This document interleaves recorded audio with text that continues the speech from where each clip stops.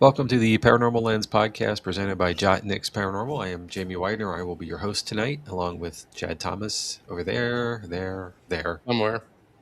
I'm here. and Kirstin up there. Kirstin Truccano, that is. My friends, how are you tonight? What's shaking? I'm good. Yeah. I'm very good. Oh, we're starting off great. All right. No, my husband decided that our intro song is the best thing to dance to. Hey, what's up? Whoa. Feel free to ask me about. All right. Well, Jamie dances to it every week. I do. Actually, it used to be a lot worse than where it is now. I mean, we both kind of just bob along to it. Yeah. Oh, I used to be like air drumming and everything. I was getting psyched for, getting ready to go. Does that mean it's time for a new intro song? Maybe. Oh, no. Oh, maybe. Anyway, we'll have to work on that. Well, maybe. Let's converse. We'll have our people talk. Yeah. Something like that. Oh, gosh. Yeah, so hey, look, I'm going to warn y'all. I have spent the last several days dying of a cold. So I'm better now, but you can probably hear the tone. And I have no idea how this is going to go because I am heavily medicated. So if on the odd chance I actually conk out from it, just tap on the screen or something, I'm sure I'll wake up. Right? All right. But I also have a mute button for the sneezing that may happen or whatever else. So trying to get through it, but bear with me. I apologize in advance. You know what, Jamie? It's unacceptable. I should just go home. Just go home. I am home. Never mind. Well, now what should I do? Well, where's the intern, Alex? Last second pop in. Where is Alex? Right. That's said. Where's Jerry? Where's Alex? Where's Alex? He's smart. He's nowhere near us. But That's true. So. Yeah. So how was your week, guys? It's been a minute since we got together. It was a normal week. I didn't have anything to do Sunday. It was great. Like, I slept in. Oh, wow. This is like found time, right? Yeah, exactly. As an adult, that's gold. Mm-hmm. Wow. Congratulations. Yep. It's been a week. Final Saturday fair rehearsal. So that's always fun because, I get to run around on a stage while it's exploding around me. Even more fun. But, yeah, I mean, tomorrow's the last rehearsal, and then it's Ren Fair for 13 weeks. It's on, yeah. I'm sure Zoe will be there at some point this year. Oh, absolutely, and M as well, and that means us as well. So, Yep. Yeah, I'll start saving that bad produce a while, things to toss at you. Oh yeah, right on the Mike's show that I'm in. Yeah, that'd be great. No, Yeah, sure. Never. It's great. I am looking forward to getting again. It's always a fun event. For those who don't know, Central Pennsylvania, the Ren Fair here is one of the better ones around. And well, we say so because you're in it. Yeah, We're a little biased that way, but also people come from all over for it. So it's a really cool. It'll be the day you remember going forward. So yeah, it's going to be a good season. There's always something new. That's the best part. Oh, well, I mean, this year's a new queen. Ah, all right. Well, some things to look forward to. And I mean, I'm back. And that, of course. There's that. Yeah, best part. Oh yeah. That's the fun. This is how we are biased. So It's okay. There's 2 Ren Fairs in Pennsylvania, and I think the one in Mannheim is the best one. Well, I know people who have traveled from Pittsburgh to Mannheim, and the other one's out that way. So Allegheny County somewhere. I mean, it always happens. We will have the Pittsburgh Ren Fair cast will come out one of the final weekends, and so does the New York Ren Fair cast. And it's always great because we can tell who they are because they are the loudest ones for all the stage shows. Like, they cheer loud. I'm thinking it's like a version of West Side Story where you're both standing on separate lines, like snapping your fingers at each other. So, and then like a dance line breaks out. About 4 years ago, I was hosting Peasant Dance, And the New York Ren Fair cast came and tried to take over the show, and I looked at them and I'm like, I will fight you all right now. So, in a sense, it was like a West Side Story. Ooh, all right. So yeah, Stefan says that's awesome, and I think it is great that you have that camaraderie, that they come out and help celebrate what you're doing and stuff like that. So that's Yeah, cool. I mean, it's the thing I found out with the Ren Fair, like especially over like these past 2 weeks, it's a family. Hmm. 2 weeks ago, someone who was a big part of the Ren Fair, she passed away suddenly from a terminal illness that she had, and it was really humbling and amazing to see the amount of people that this woman touched. And it's a family, like everyone's come together to help pay the medical expenses to help her mother and her husband and everything. So yeah, That's very cool. Yeah. Not that she's passed, but the no, family, but family concept, the community concept. it's an amazing community, and I'm very grateful to be a part of it. You know, much like the paranormal community. Well, Yeah. we're both communities are better with you in it. Oh, thanks. That's as nice as I'm going to get. That's the cold medicine talking, I swear. That's okay, Jamie. Well, hey, as much as we could talk about the Ren Fair all night, right? We probably could. That's we probably next week. should move on to a topic of choice tonight. Before we do that, we want to say hi to Paula. Hey, Paula. Good evening. Paula's there, and Bert has joined us from Madison, Virginia. Ooh, So Bert and Heather, and maybe the kids too. Maybe they're making a family night of it. nice. So, and Stefan's been with us, but he said that's good to hear about how the Ren Fair is just a good family. So, but Absolutely. anyway, Jamie, sorry to walk all Oh, over no, you there. no, we Go got ahead. comments are an important part of this. We love the feedback, so please keep them coming. We're gonna go a little farther away than usual tonight and a little off the path, quite literally. So we're going to talk about Coiba Island Penal Colony, and the first thing we always do, or at least I always do, is say where are we in the world, and go Coiba Island, obviously, but off the west coast of Panama. So we're out in the Pacific Ocean, about 20 miles off the coast, and here we go. Long before stories of ghosts echoed through abandoned prison blocks, before rusted iron bars stood beneath tangled vines, and before whispers of tortured souls drifted through the tropical darkness, Coiba Island was simply another untouched paradise in the Pacific Ocean. Roughly 20 miles off Panama's southwestern coast, Coiba is the largest island in Central America. Dense rainforests blanket steep hills that descend toward white sand beaches and mangrove swamps. Scarlet macaws streak through the jungle canopy, while howler monkeys announce the sunrise with thunderous cries. Saltwater crocodiles glide silently through river mouths, and sharks patrol coral reefs beneath crystal clear water.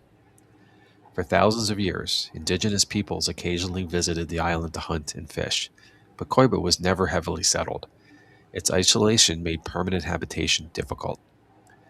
Powerful currents, unpredictable weather, and dense jungle discouraged all but the most determined explorers. When Spanish explorers arrived during the 16th century, they recognized Coiba's strategic location, but found little reason to establish a colony. The island remained largely untouched, while the Spanish concentrated their efforts on the mainland. That isolation, however, would eventually become Coiba's defining characteristic. An island difficult to reach is also difficult to escape. In the early 20th century, Panama's government found a terrible use for such a place. In 1919, the Panamanian government officially established the Coiba Island Penal Colony. The location has been chosen for one reason above all others: escape was nearly impossible. Unlike traditional prisons surrounded by concrete walls, armed towers, and razor wire, Coiba relied upon nature itself. The Pacific Ocean formed the first barrier. Treacherous currents formed the second. Sharks provided a terrifying third. Beyond the beaches waited dense tropical forests filled with venomous snakes, crocodiles, poisonous insects, and terrain so unforgiving that few unfamiliar with it could survive for long. Officials believed no prison could be more secure.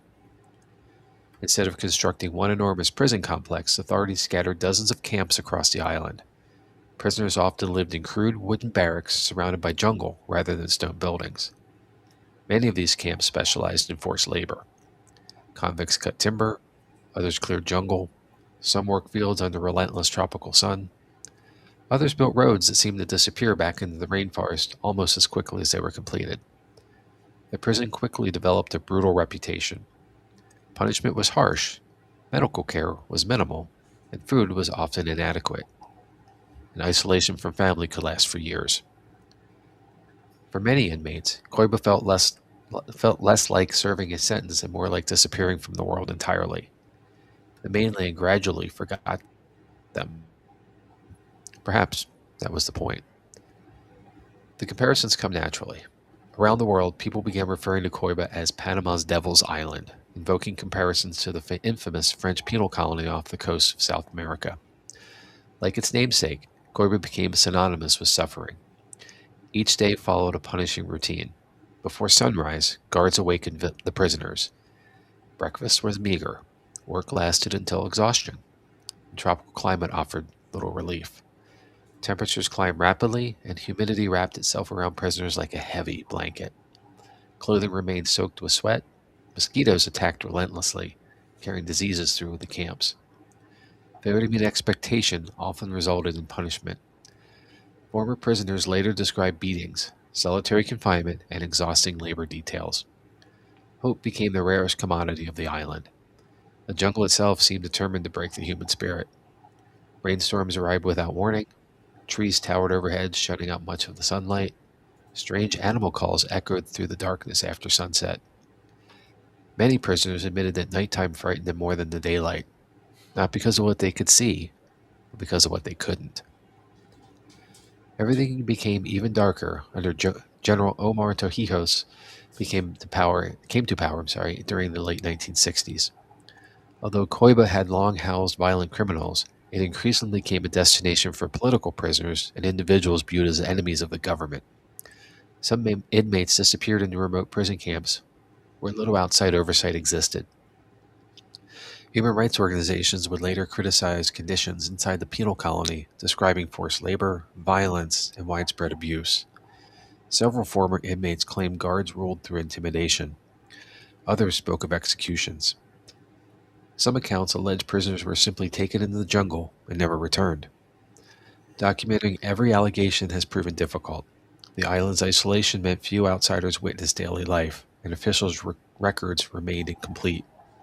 Yet one fact is beyond dispute. Fear became one of the prison's primary tools. The jungle swallowed secrets as effectively as it swallowed surrounding buildings. Years later, visitors walking forgotten trails would occasionally stumble across collapsed structures whose histories had nearly vanished. Some camps disappeared beneath vines so completely that only fragments of concrete hinted people had once lived and suffered there. Stories of escape circulated constantly among inmates. Most ended in tragedy. Swimming to the mainland meant battling miles of open ocean. Strong currents frequently pushed swimmers far from shore. Sharks inhabited surrounding waters. Those who reached neighboring islands still faced dense jungle with little food or fresh water. Even if they survived nature, guards often tracked escapees using boats and local knowledge. One story tells of prisoners fashioning crude rafts from driftwood. Others supposedly stole small fishing boats. Many attempts failed before reaching open water. Some escapees were captured within days. Others were never found. Whether they drowned, succumbed to the jungle, or somehow reached freedom remains unknown. The uncertainty fueled countless rumors. Every disappearance became another mystery. Every mystery became another legend. Prisoners learned that surviving Coiba often meant accepting that the islands always had the advantage. After decades of operation, international criticism continued to grow. Changing political conditions eventually led Panama to reconsider the future of Coiba. During the 1990s, the prison population steadily declined.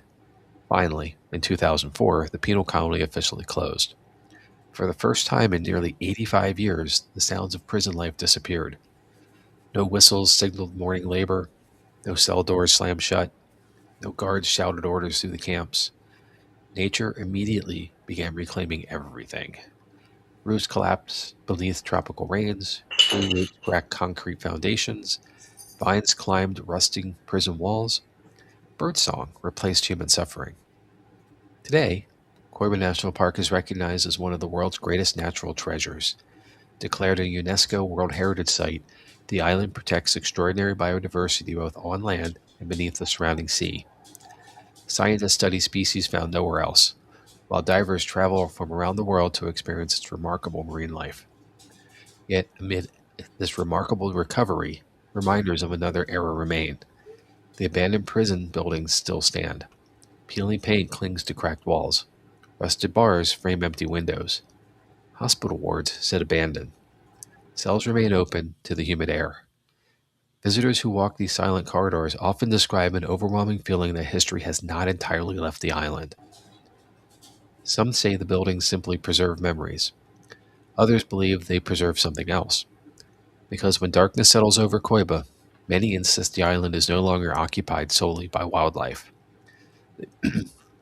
They claim the prison never truly emptied. The prisoners merely changed. The jungle has a rhythm all its own. During the day, Coiba feels alive with movement. Scarlet macaws flash through the canopy like living frames.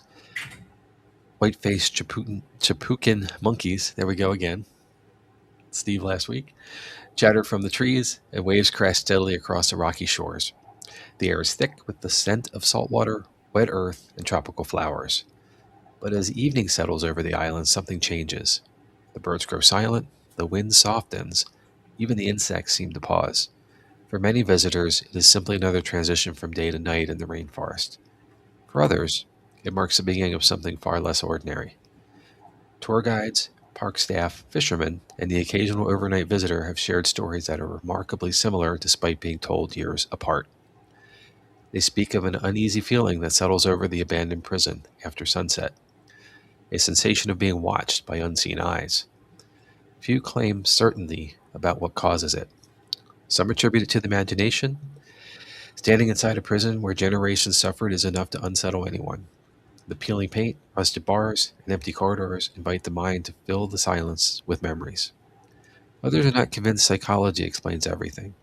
They say the prison is not empty, at least not completely. The abandoned prison buildings remain much as they were left. Iron bars hang crooked on rusted hinges. Concrete walls are stained by decades of humidity. Tree roots push through cracked floors as nature slowly reclaims what people abandoned. Yet according to numerous accounts, visitors are sometimes joined by invisible companions. One recurring story involves footsteps. People exploring the prison have reported hearing measured footsteps echoing down hallways behind them. The sounds resemble heavy boots walking across old concrete. When they turn, nothing. The footsteps stop. Moments later, they begin again from another hallway. Some visitors have described hearing the metallic clang of cell doors closing, even though the doors themselves no longer move freely. Others tell of hearing keys jingling, an unmistakable sound in the place once controlled by guards carrying rings of heavy iron keys. No one is ever found holding them. One conservation worker, reported refusing to enter one particular building after repeatedly hearing voices that seemed to call his name from empty rooms. Another claimed to hear distant conversations in Spanish inside structures that had stood vacant for decades. Whenever he investigated, the rooms were empty. The silence that followed felt even louder. Perhaps the most persistent legend concerns the prisoners themselves. Witnesses have described seeing figures standing in doorways or behind barred windows. Usually they appear only for an instant. A man wearing prison clothing, someone seated quietly inside a cell, a silhouette watching from the end of a hallway. Then they disappear. Some accounts describe these apparitions as solid enough to mistake for living people. Only after blinking, or walking closer, does the observer realize no one is there. One frequently repeated story tells of a visitor photographing an abandoned building. Later, while reviewing the images, he noticed that appeared to be a man standing behind a barred window. The room had been empty. Another tale speaks of a dark figure walking slowly through the prison yard before fading into the surrounding jungle. Whether these stories are literal encounters or products of expectation remains impossible to determine, yet they persist. Each new witness unknowingly adds another thread to Coiba's growing tapestry of legends. And not every reported apparition appears to be a prisoner. Some witnesses claim that they have encountered what appears to be a prison guard. Descriptions vary remarkably little. A man dressed in an old-style uniform, heavy boots, a flashlight or lantern, and a slow, deliberate walk through the prison grounds. Several stories claim the figure disappears the moment someone approaches. Others say he simply turns a corner and cannot be found despite there being nowhere to go. One ranger reportedly believed another employee was checking buildings after dark. After following the mysterious figure for several minutes, he reached the end of the corridor. No one was there. The hallway ended at a door that was locked from the other side. Stories like these are impossible to verify, but on Coiba, uncertainty seems to fuel belief rather than diminish it. Now, paranormal investigators often speak of a concept known as residual haunting. Rather than spirits interacting with the living, residual hauntings are thought to be emotional recordings left behind by intense human experiences. Whether such a phenomenon exists remains unproven. Few places seem better suited to inspire the idea than Coiba. Over 85 years, thousands of people experienced fear, isolation, grief, violence, and hopelessness within these walls. Some died there. While the exact number is unknown, the belief is that at least 300 people perished while incarcerated or trying to escape. Others disappeared without explanation. Many left carrying emotional scars that lasted a lifetime. Even skeptics acknowledge that places with difficult histories can evoke powerful emotional responses. Architecture influences perception. Silence amplifies imagination. Knowledge shapes expectation. When someone walks through an abandoned prison, knowing what occurred there, every creaking floorboard feels significant. Every gust of wind sounds like a whisper. Every shadow invites a second look. Perhaps that explains the experience people report. Perhaps it doesn't. Coiba offers no easy answers, only questions. Well, today, Coiba presents one of history's greatest contradictions. Above the water lies one of the most biologically diverse islands in the Americas. Below the surface swim the whale sharks, sea turtles, dolphins, manta rays, and vibrant schools of tropical fish. Scientists come to study evolution. Divers arrive seeking untouched coral reefs. Birdwatchers search for species found nowhere else on Earth. Nature has reclaimed much of the island with astonishing speed. Yet scattered among this paradise stand silent reminders of humanity's darker impulses. The prison walls remain. The hospital still stands. Cell blocks slowly surrender to vines and moss. Visitors often leave speaking not only about the wildlife, but also about the strange emotional weight of the abandoned colony. Some describe profound sadness. Others report an overwhelming sense of respect. Few leave convinced they encounter something they cannot explain. Whether Coiba is generally haunted may never be answered. Ghost stories rarely offer proof. Instead, they preserve memory. They remind future generations that beneath every legend lies a human story. The prisoners of Coiba were real. The suffering was real. The isolation was real. The fear was real. Perhaps that is why the haunting endures. Not because restless spirits wander the abandoned prison, but because history itself refuses to be forgotten. As moonlight filters through broken windows and vines creep across rusted bars, Coiba continues to exist between two worlds. One is breathtakingly beautiful. The other is forever marked by echoes of those who once believed they would never leave. And on certain quiet nights, when the jungle falls still and the ocean seems to hold its breath, visitors sometimes pause before walking away. Not because they have seen a ghost, but because just for a moment, it feels as though someone is watching them leave. So, if you'd like to go, you can. And this is directly from tourscoiba.com. The island of Coiba is part of Panama and is located off the country's Pacific coast. In the Gulf of Chiriquí, a former penal colony today is part of Coiba National Park, known for its diversity of marine life and jungle animals, such as the white-faced monkeys. Manta rays, whales, and hammerhead sharks inhabit the dive sites of the Damas Reef. We take you to the mysterious prison where beautiful nature has reclaimed its space after years of a dark and eerie past. We offer a visit to the prison and also take you to the beautiful hot springs. Additionally, you can snorkel and enjoy the beach in the crystal clear waters of one of the islands of Coiba National Park. New and clean boats equipped with communication, radios, GPS, and awnings that cover from rain or sun. And there's an asterisk here. It says the guide and captain assess weather conditions, tides, and currents before being in Sabaco, where you take off from. So the aforementioned points to visit may change during the tour. Meeting points at 7:50 a.m. and the tour arrival comes back at 4 p.m. They accept payments in cash and credit card, and credit cards have a 7% service fee. Let's go. So let me slate my sources and then we'll discuss. First is https://coibanationalpark.com/prison.html. The next https://www.atlasobscura.com/places/coiba-island-penal-colony. https://the-line-up.com/coiba-island-prison. https://nightmarks.com/nightmark/coiba-island-of-Panamas-Pacific Coast. A lot of dashes in there. Wow. https://coibaislandtours.com/archive/249. And lastly, https://strangerarefacts.blogspot.com/2013/12/ghost-of-island-prison.html. There we are. That was a mouthful, Jamie. Oh my. Oh my, That was yes. so much. Woo. So as you saw slides go by, right? A beautiful place. Yeah. Tropical paradise. Mhm. And if you didn't know, you wouldn't know until you got there to see the rest of it.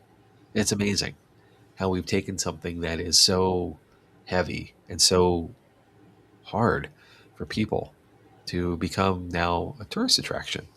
It just amazes me. Mhm. We've got some comments. Let me put those up before we get too far into this.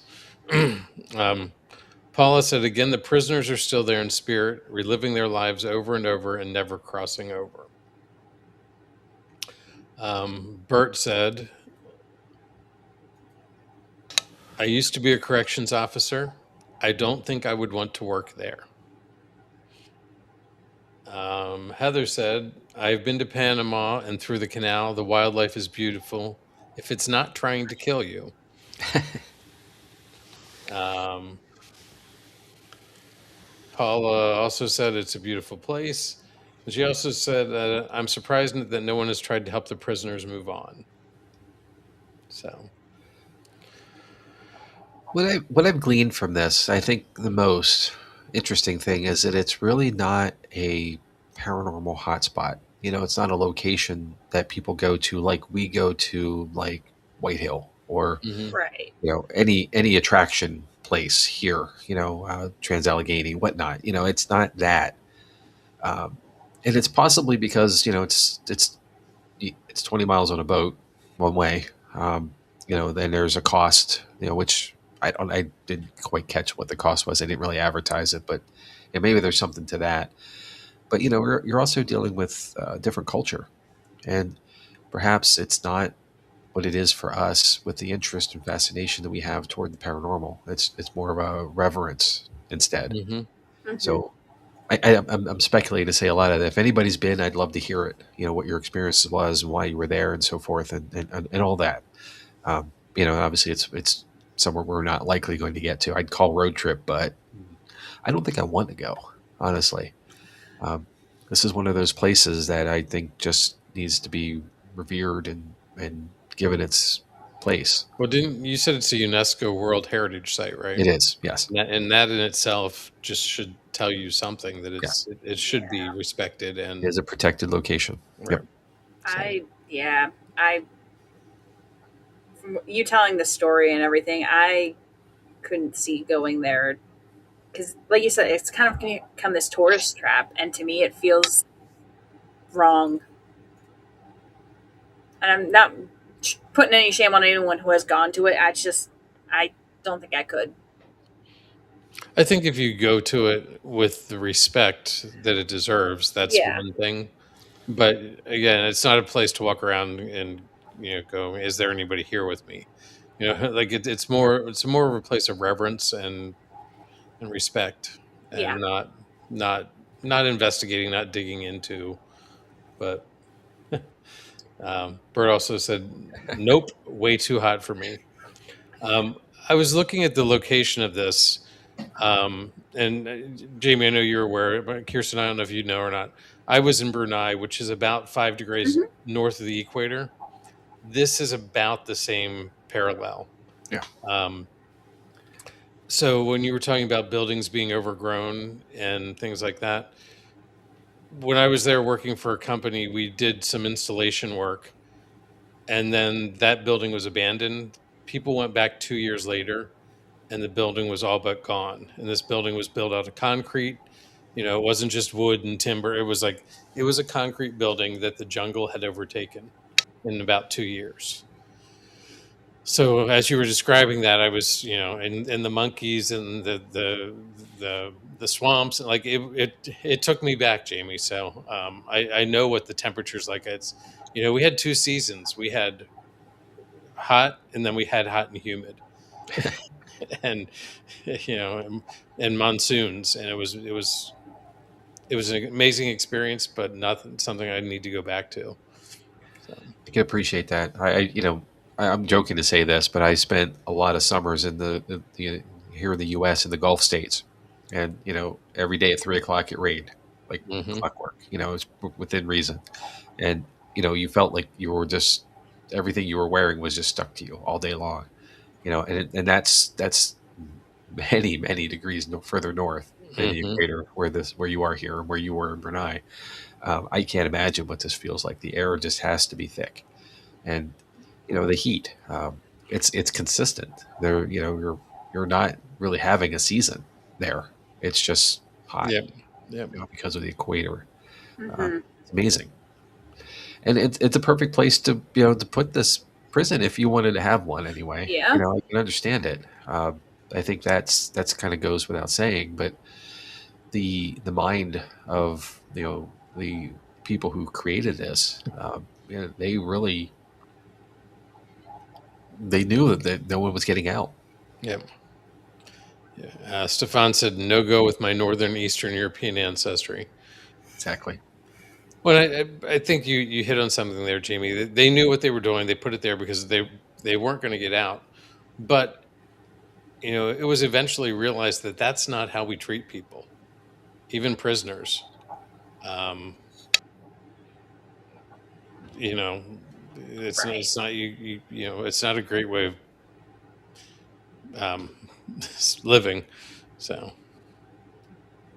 Well, it allows, even though things change in the time in the 1919 era that this was built, and shortly thereafter, there was the cruelty was accepted, or expected, perhaps even because there was no oversights, there were no rails, to guide Mhm. what you were able to do, and I think that's one of the benefits that we've had. And maybe I could say this from a first world country kind of thing, perhaps, Right. but this being what we would consider a third world country, at least in the era, it was jungle law, for lack of a better way of saying it. And Hmm. I'm sure there was aggression toward the guards, and in a sense of survival and the preservation sense, they would have to equal to greater violence back to the inmate who was attacking them or aggressive to them, Yep. and that just became the way it was. And you I hate to say it like that, but it just, I'm not accepting it or excusing it either way, but it Right. was the scale. And so you had no choice but to escalate. And that usually led to injury or death to one of the parties. Right. And now, I can't tell you if any guards died. I didn't see any of that evidence, but I have to believe it to be true at some point. Well, The discussion's really about the inmates, right. um, but I would expect it to go both ways. I'm sure the guards lived on the island. Like they were 20 miles. They weren't going to be traveling 20 miles by boat every day to get guards out there and swap them back and forth. Right. Right. Right. I So, agree. so they were exposed to the same dangers that the inmates were. They didn't. It talked about not having stone walls, but there's wild animals. They're like, Oh, but they did. They had concrete structures, and I'm okay, assuming those would be the barracks there because of better right, protection than against shacks, kind of built out in the camps. Um, and I can't say that the guards would have stayed in the isolated areas. They probably would have retreated to the central hub, right, which would have been more of a right. organized area. But they were still exposed. I Of mean, course, no, yeah. yeah, I So agree. so I'm sure that there were guards who were injured or killed there as well. So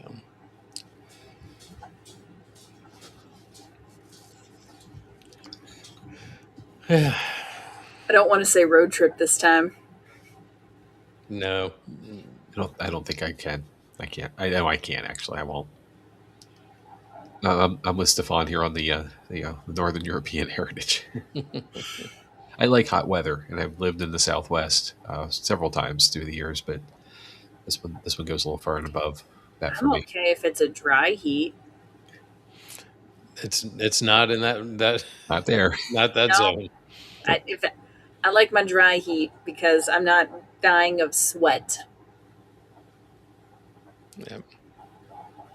Well, and, that region is one of those regions that takes breaks in the middle of the afternoon. Sure. Yeah, From noon to 2, it was siesta. Or everything shut down except restaurants. Or Hot as hot. well, hot is hot, and I can speak to this. 120 degrees in Phoenix when I lived there was. It's the things you don't think about that get you, and the little things for that matter. Getting in the car, the steering wheel is going to be scalding, so everybody has yeah, a steering wheel cover of some kind. That any hardware or no, I'm sorry, any auto parts store will have this. You find them all kinds of styles, colors, and patterns, whatever you want. Hmm. It's the seat belt that you forget about. yeah. The And the vinyl little strap that's thermonuclear as well, and you pull that bad boy over because you've been trained to do that since the first day you got in a car, right? Habit, just do it, and then you feel the singeing of it against your shirt. and you think that's bad, that little metal buckle? The buckle itself, yes. Oh, Yep. yeah. Trauma's coming back to me now. Hmm. Uh, but You know, there is also a strap for the seatbelt, just for you to know. And sometimes they come as sets with the steering wheel cover, so you can decor your car all the way you want. But yeah, I remember that vividly, forgetting about it, and just almost Hmm. crying for the pain. I I, mean, currently with the heat we've had here, the amount of times I've burned myself on my own daughter's belt to her car seat because I don't want to burn her, so I'm burning myself. No, hmm. no. The struggle's real. Stefan also says mosquitoes and snakes don't respect boundaries. They do. Yeah. And I'm not that observant. I would end up stepping on a snake and then getting bit. Hmm. Sure, and alligators as well. With Yeah. anywhere close to the water, you have a reasonable radius there to say you could have an issue, and then again, the one of the points that in the script was like the at night it wasn't what they could see, it what they couldn't see that scared them. Hmm. Yep. Yeah. Well, true, Paula. The weather is set for hell. They turned it up to 11. Yeah. Yeah. So, and then going in the water, you had the crocodiles, you had the sharks. I'm not sure about there, but that's the Oh, equatorial crocodiles, zone not of alligators. of that. We had Portuguese man of war is something else that's in the water Yeah. because it's the right temperature all year round. So you have to be careful. You can't. A lot of the stuff you don't see. So Yeah, and well, until it's too late, right? right. And even I thought about it too. Even the idea of escaping to a nearby island, you're still dealing with exactly the same things. Now you have nothing. Like there's no Yeah. organization there. It's Right. just you on your own, and there's no food, there's no fresh water. Hopefully it's big enough that there might be a stream somewhere you can find that. However, I always think of the old Tom Hanks movie, Castaway. Mm-hmm. Oh, You know, yeah. he gets stranded on a desert island basically, and one of the first things he has to do is figure out water. I mean, you can survive without food for quite a while, but water you won't last but days. Right. And he finds a spring of some sort, and then of course he starts figuring out how to capture water and all that. And that's when he starts to realize he has a chance. But Right. the initial landing there he is woeful because obviously he went through a lot of trauma, plane crash in the ocean, and then things start washing up. And one of them's a person. Yeah. I've probably given away the whole movie if you haven't seen it, but it's still worth seeing. Um, but it's that idea, and you are alone. And even if you do survive, how long can you? Because then you still have to find food. You still have to find shelter, things, and you still have to deal with the elements of all of the snakes and Mm-hmm. bugs and stuff, and then potentially crocodiles and whatnot on the ground. There's still a whole inherent risk of issues, even if you were lucky enough to swim across a channel to something else. You're out of one. You're out of the frying pan into the fire moment. Right. Yeah.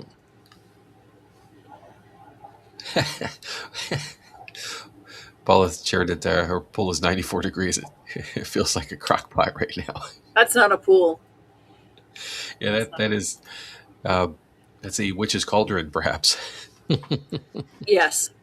in a good way. If everybody gets invited over and Paula starts sliding out with some carrots and celery and cutting it up, I'm leaving. Just for the record, Yeah, I'm out. that was a Bugs Bunny episode back in the day. I've seen Hansel and Gretel. I've read it. I know what happens. Yeah. Very good. So, yeah, Jamie, this is definitely an interesting one. Mhm. I'm with you. I think there's stuff there.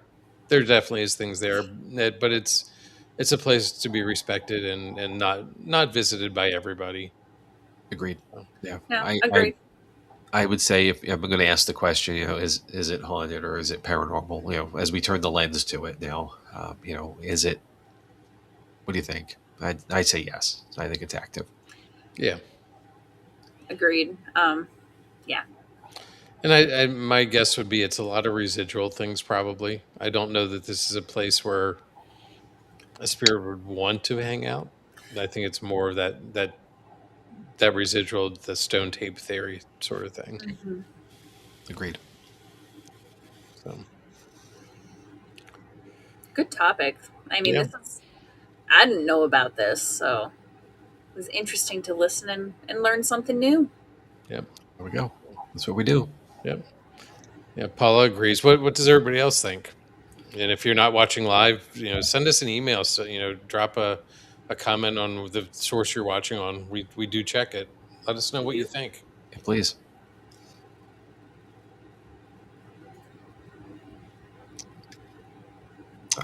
Heather says unique topic tonight. Love the education, of course. So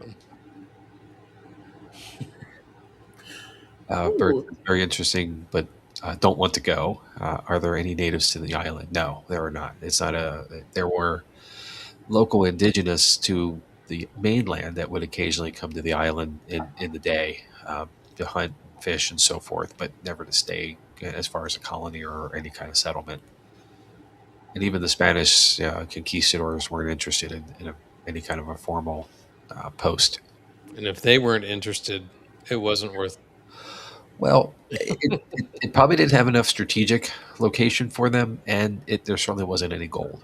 Right. So, Yeah. two reasons not to invest, and an inhospitable location. Right. Sorry. I'm assuming the currents and so forth had Mm-hmm. the ocean had more of an issue to this, and Right. probably not a harbor of any Right. kind, like a natural harbor. So, And 20 miles from mainland is something that's going to help you protect an area or anything like that. yeah, It's just it's a large gap. too far. Right. Yeah. Yep. So, well, very cool. Yeah. Good episode. Yeah. All right. Well, let's move on. See what we're up to next. All right. All Kirstin, right. we're going to throw it to you. So next week, I'm going to be bringing The Devil Made Me Do It, which is the Arnie Johnson trial. So It's, again, another very interesting one to kind of research about. I said to you guys last week, I love how I time things up because there's a Parajam happening in Gettysburg, and Arnie Johnson's going to be there as a speaker. So get a little bit of his episode and then go hear him talk. Cool. And then following up, on August 25th, Chad's going to be back with The Soul Remembers Past Life Regression with Desert Star. September 1st, Jamie comes back with The Bennington Triangle. September 8th, I'm going to do Lizzie Borden. September 15th, we have Hide and Shriek, The Haunting of Hyde Hall. And that is with Chad again. Jamie's going to be back with Bacon's Castle on September 22nd. And September 29th, I'm going to be back with House Fullingen. Going to Germany this time. Very cool. Yeah. All right. Things to look forward to. Mhm. Yeah. A lot of good episodes. All right. And if you want to get in contact with us, there's a few ways to do that. You can go to www.jot-nixparanormal.com. Or if you want to get in contact with us through an email, we do have info@paranormal-lens.com. We also have our link tree. That's linktr.ee/paranormal-lens.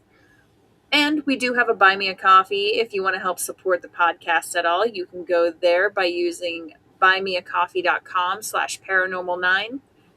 Even if you don't, all good. We're still going to be here. We're not going anywhere anytime soon. Yep. Stefan says lots of cool stuff coming up. Yes, sir. We're in spoopy season. It is happening. All the good stuff. Mhm. We're just getting started. Yeah. So, It's always spooky season here. But yeah, you know. It is. yep. So. Well, Jamie, this was a very interesting episode. Again, I hadn't heard of it. Kirstin says she hadn't heard of it, so good job. Cool. All right. 10 out of 10. So,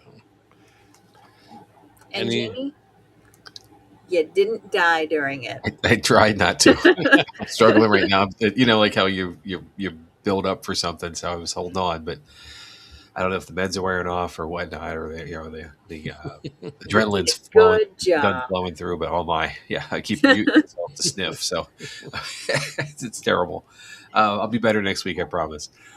Oh my, oh, here you go, Jamie. You got your 5 stars. the check's in the mail. Don't worry, Bert.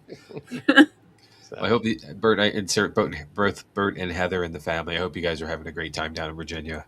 Yeah, get some rest and relaxation in, and of course some spooky stuff if you come across it. but So. she had a comment that she put in. I wasn't going to. It would have covered most of the screen, but they're doing some investigating, so I can't wait to hear what they find. Exactly. So Always an adventure when the Lynches are involved.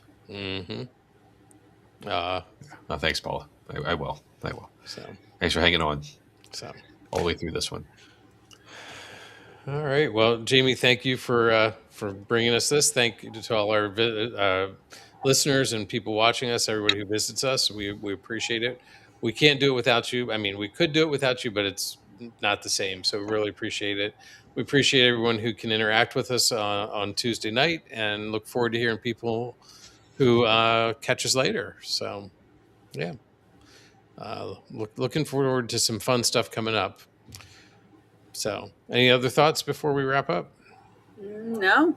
Not at all. Let's go. All right. Well, some places are remembered for their beauty. Others remembered for the suffering they witnessed. Coiba Island may be both. So until next time, stay alert, stay respectful, and stay curious. Good night, everybody. We'll see you next week.